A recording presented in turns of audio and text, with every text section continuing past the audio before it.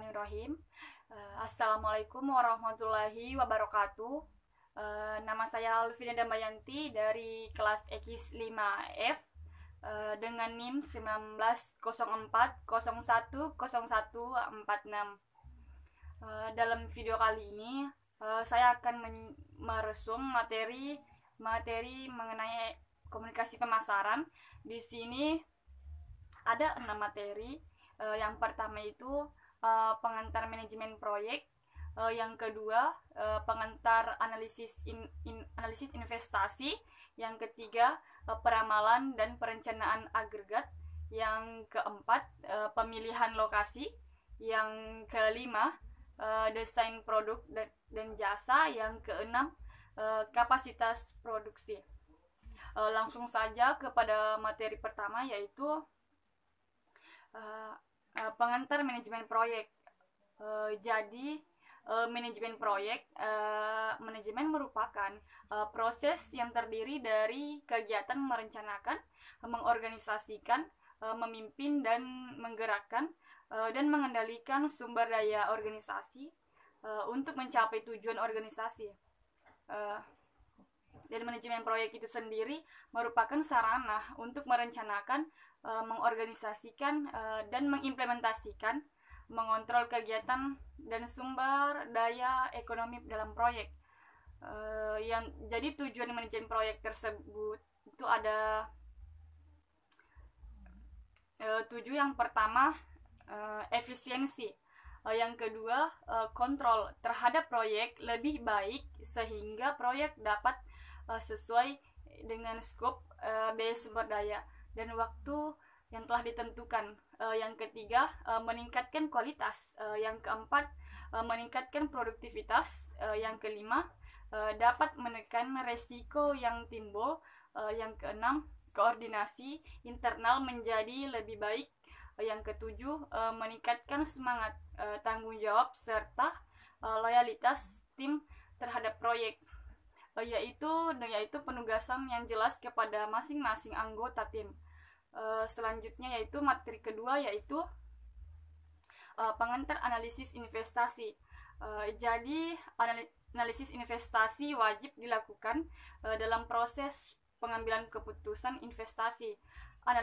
Analisa investasi dapat dimulai dari ruang lingkup yang paling luas, yaitu kondisi ekonomi global, hingga mengerucut ke kondisi ekonomi salah satu emiten yang terdapat dari bursa.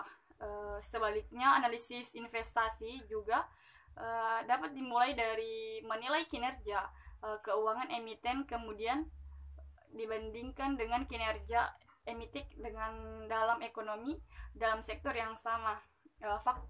Fase bisnis catalyst, sektor tersebut barulah selanjutnya memperhatikan kondisi domestik dan kondisi ekonomi global. Selanjutnya itu materi ketiga, yaitu peramalan dan perencanaan agregat. Jadi peramalan adalah suatu usaha memperkirakan keadaan di masa yang akan datang melalui penguji keadaan di masa lalu. Sedangkan perencanaan agregat itu merupakan suatu metode pendekatan untuk menentukan kuantitas dan waktu produksi dalam jangka waktu yang menengah. Selanjutnya yaitu materi keempat, yaitu pemilihan lokasi.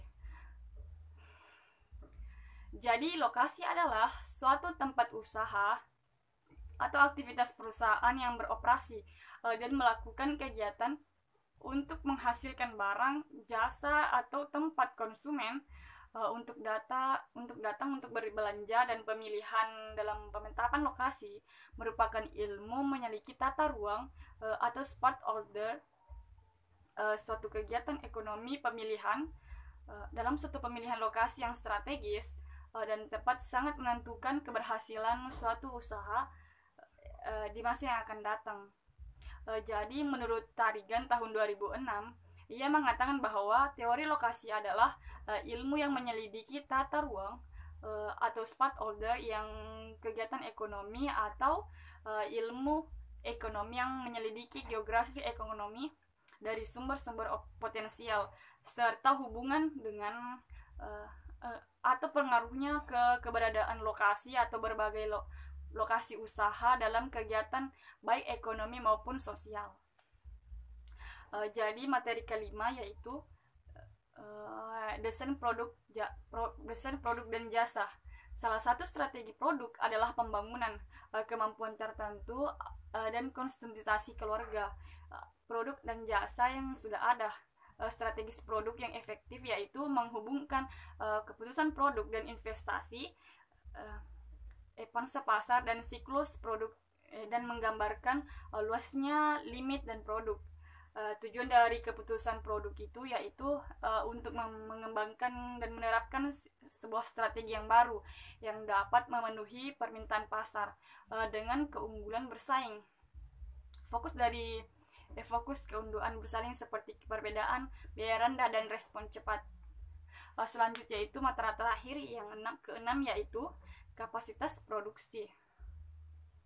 Secara mudah kita dapat memahami kapasitas produksi adalah kapasitas atau kekuatan perusahaan memproduksi barang dan jasa dalam suatu jangka waktu tertentu dan dapat dibatasi lagi dalam suatu lokasi produk. Untuk perusahaan yang tertata rapi, maka benar-benar memperhitungkan kapasitas produk untuk membuat perkiraan potensi pendapat dan dapat di perusahaan.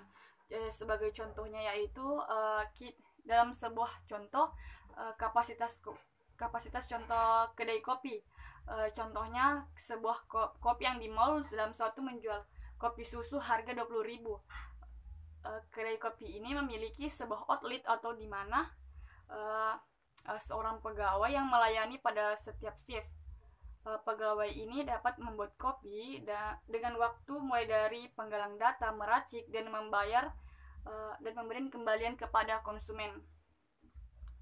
Dengan demikian, maka pegawai tersebut dapat membuat kopi 1 jam sejumlah 60 menit per 6, sama dengan 10 kopi per jam yang dia buat. Itulah contoh salah satu jasa. Itulah materi sempat saya sampaikan.